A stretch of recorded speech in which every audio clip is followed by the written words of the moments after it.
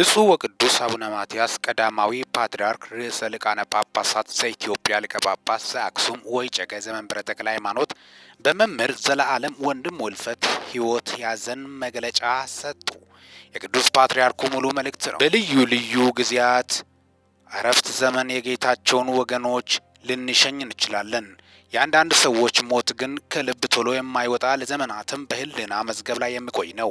በመሆኑም የሚከተሉት ሃይማኖት ወይም መርጦ ያልተወለዱበት አካባቢ እንደ በደል ተቆጥሮባቸው ከየአቅጣጫው በሚሰነዘረው ጥቃት በሚገደሉ የቤተ ክርስቲያን አገልጋዮች፣ ምዕመናን፣ በአጠቃላይ የሰው ልጆች ሐዘን ልባችን በትካዜ ውስጥ በሚገኝበት በዚህ ወቅት በመንፈሳዊ ሕይወቱና በትጋቱ ለቤተ ክርስቲያን ተስፋ የነበረው ለበርካታ ዓመታት በገጠር በከተማ በሀገር ውስጥና ከሀገር ውጭ የተዘዋወረ ወንጌል መንግስትን ሲያስተምር የቆየው የመንፈስ ቅዱስ ልጃችን መምህር ዘላለም ወንድሙ ለመንፈሳዊ አገልግሎት በተጓዘባት ሰሜን አሜሪካ ባጋጠመ ሕመም ከዚህ ዓለም ድካም በስጋ ማረፉን ስንሰማ ታላቅ ድንጋጤ ፈጥሮብናል።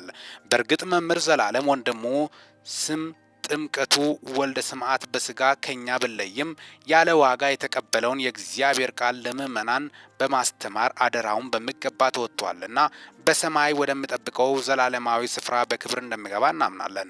የመልካም ሰዎች መጉደል ለሀገር በተለይም ደግሞ ለቤተ ክርስቲያን የነገ ዕጣ ፈንታ የሚያስጨንቅ ቢሆንም ሁሉን የሚችል አምላክ ተተኪዎችን እንዲያዘጋጅልን በመጸለይ ለመንፈስ ቅዱስ ልጃችን ቤተሰቦች፣ ወዳጅ ዘመዶችና ምዕመናን መጽናናትን እየተመኘን አባታዊ መልእክታችንን በእግዚአብሔር ስም እናስተላልፋለን። እግዚአብሔር አምላክ የአገልጋዩ ወልደ ሰማዕትን ነፍስ በመንግስቱ ያሳርፍልን። እግዚአብሔር አምላክ ኢትዮጵያንና ሕዝቦቿን ይባርክ።